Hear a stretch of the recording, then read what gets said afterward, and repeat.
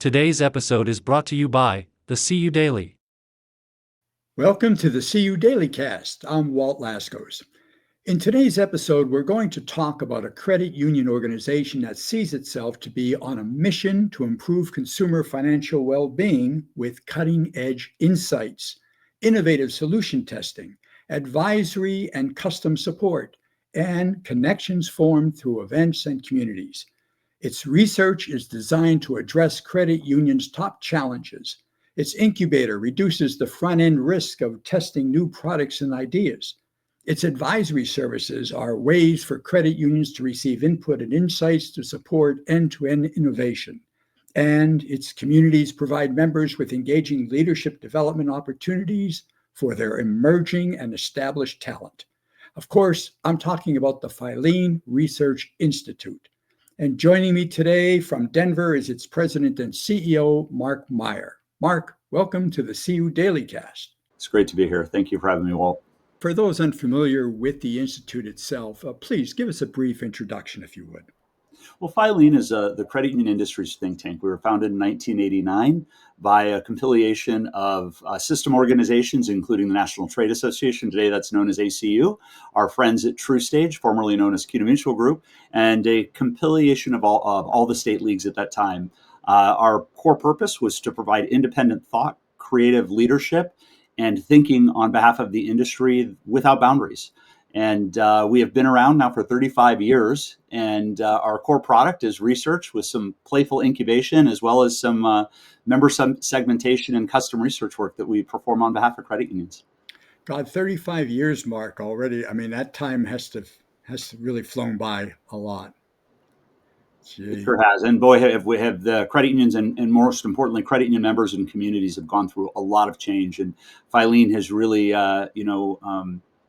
strive to be there just in time and just before some of these needs as we've shifted through change and transformation. And boy, are we in the middle of it now on several fronts. Oh, exactly. You know, with so much going on at the Institute and the limited amount of time that we have given for this vodcast, let's focus in, if you will, on the latest research.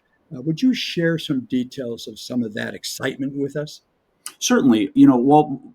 How we perform research today is a little different than when we were founded. What we do is survey credit unions, and we ask them what are some of those most important strategic themes for credit unions that are going to impact their organization, their members, and their communities in the foreseeable future. So we don't really try to look out much beyond 3 to 5 years. We commission then these themes we call centers of excellence, and at any one point in time, we have 6 of these themes under rigorous investigation, and we examine these for over 3 years. So it is a deep dive in these various areas, and I'm very excited, around some of the most important issues that we're facing in the industry are decided by the credit unions and their executives as they see them coming. A couple that are really powerful. The notion of designing for digital. Credit unions are being Netflixed right now. Financial services is no longer seen as the blockbuster branch on the end of the street, but hyper segmentation, give it to me my way when I want it. And that is much more like the Netflix model for entertainment. So we're going through that in financial services. So design for digital's, focused on that. However, one of the most important issues I see that we're examining is this whole notion of the next generation of membership growth. We've got a problem. Credit unions aren't growing. Average growth for the $1 billion plus credit union for membership is right around 4%. Most say, what's wrong with 4%, Mark? And I say, well, that's average. Who wants to be average, first of all? Secondly, we would not have the amount of disruption in fintechs coming in if they didn't smell opportunity. So there is a better way to meet member needs around financial services. And I think we've really got to get our arms around that generational opportunity. We have Dr. Kim Lear. She's a well-known consultant studying some of the demographic issues that credit unions have opportunity for. To help stimulate and agitate that growth opportunity. One is our marketing muscle. Our marketing muscle is weak as credit unions. My speculation, Mark's personal hypothesis on this, is we grew up monoline. We usually grew up out of a sponsor or a couple of segs, and we didn't have to invest in the marketing muscle the way a traditional FI has. Secondly, one of the other aspects of what we've been studying underneath that is data analytics. And we don't know our members in the way we need to know our members. And that is going to require data and the data analytics muscle. So those are a couple of areas of kind of on that area of research, next generation of membership growth, how we leverage data analytics to examine and fuel that growth. And then I'll say, baby step first, do some basic segmentation. I don't think most credit unions understand segmentation. That's a baby step towards data analytics. So we've got research in all three of those areas that are really at the headline, kind of trying to fuel that next generation of membership growth. I think you're right on target there, Mark. I think I've often said to myself that, when you look at the percentage or the share of the marketplace that credit unions have, and then you compare that with all the stories we tell about ourselves to ourselves, like, well, if we're so good, why do we have such a little small percentage of that pie? It really should be a lot more. So obviously there's, areas that we certainly could do a lot more improving on. There's all kind of challenges facing us these days. It extends from taxation to the survival of small boutique credit unions, from chatter about credit unions buying banks. Obviously, we've heard a lot about that, to the ability of credit unions telling their stories, which I often talk about a lot. How do you see the Filene Research Institute actually participating in ways that address many of these challenges? So I think there's a couple, and let's just go back to, with our average age now of credit union members creeping up over 50, and by the way, that's up from 20 years ago. We really have got to identify how to be relevant to the next generation of credit union members. What does that mean? That means meeting them where they are and how they want to be served. We've seen erosion in trust in credit unions, and I don't think that's because trust in our model or trust in our fiduciary capability. I think it's trust in our ability to deliver in the channel. So what Filene is doing right now is we have a Phi Lab. The Phi Lab is a group and a community of credit unions that works together with Filene at the center to look for and evaluate upwards of 100 different technology platforms or fintechs or social impact programs that might be opportunities to accelerate scaling of credit unions. So how this works is this Phi Lab goes out and this community evaluates over 100 different programs or technology tools, whittles it down to about 50, whittles it down to about 20, and then from there identifies 5 to 7 to test over a 6 to 12 month period for the rubric of scalability. How this all works, if you think about that next generation of credit union membership growth, that center of excellence, the Phi Lab extended that by looking at two very focused products. One, Debbie, a credit card rewards program to attract young adults, and Silver, an opportunity to engage with those members who are highly likely, less than 90% of Americans actually have over $1 million saved for retirement. So how credit unions can help navigate that transition from the workforce into retirement and leverage and maximize the government benefits that they are going to encounter. Those are two key ways to help sustain and enable membership growth. So I kind of go back to that as a really key issue. We can talk about the environment, we can talk about all these things that are swirling around with. What we have absolute control is how we can grow our grow membership. And that's going to start with a relevant tech stack and relevant products to meet the needs of the next generation of credit union members. And Mark, now as president and CEO of the Filene Research Institute, I'm going to invite you to rattle our industry a little bit. You and I go back. I remember you participated in a number of events that I hosted. I remember Credit Union House for International Credit Union Day, joining with a lot of other leaders in the industry.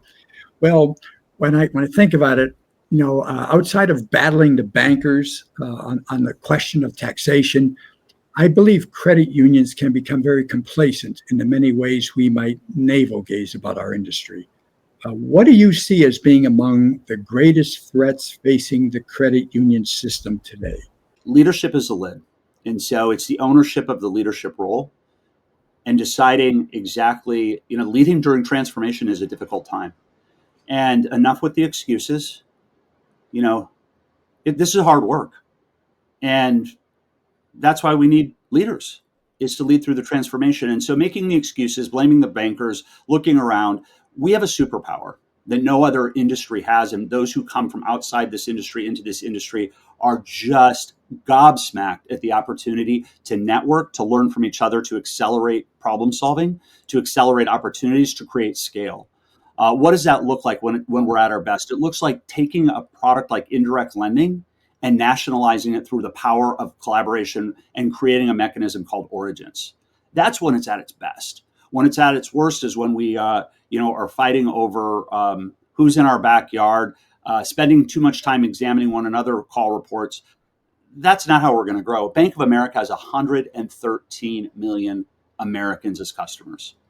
Credit unions in aggregate have 140 plus. If we learn how to play together and play well, there's no stopping credit unions. So you ask, what's the big issue? The issue is leadership's a lid. We decide how high we want to go. If we want to, look around and blame the operating environment and these other opportunities or these other issues, we're not going to see opportunities. So I think sometimes you got to flip the frown upside down and just get after it. And, I look at one issue we've done research on.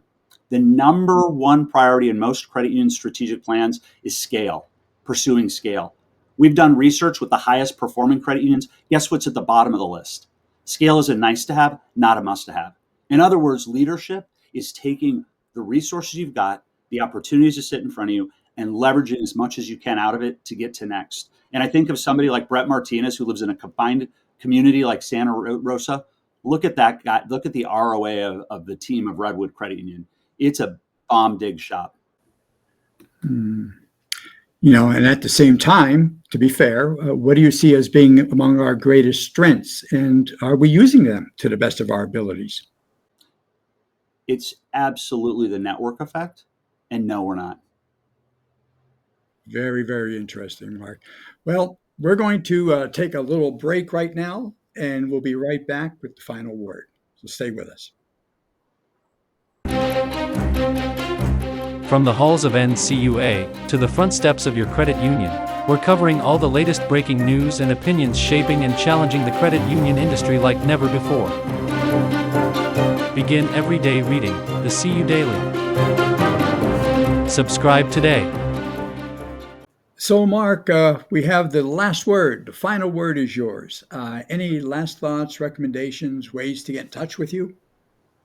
So very succinctly, when we think of these transformative times, we're in an era of disruption that's actually being disrupted. There's a way to navigate that, and it's pretty simple. Number one, stand upon the values of the organization you lead and your personal values. Number two, focus on what you've got within your zone of control. Three, zone of influence. And the fourth skill is a new one for most of us as leaders, and it's adaptability and agility. Just be flexible. I call it yoga. If you thought you were going to do a downward facing dog, maybe it's time to flip the dog. And I think that rubric of standing on values, zone of control, zone of influence, and then being agile and adaptable is how credit union leaders are going to win. Love to see you engage with Filene. You can hit us up at filene.org or certainly drop me an email anytime, markm@filene.org. Great to be here with you today. Mark, thank you so much for joining us and for your words of wisdom and for your guidance. My pleasure. Great to see you, Walt. And that wraps up for us today at the CU DailyCast. Thank you for joining us.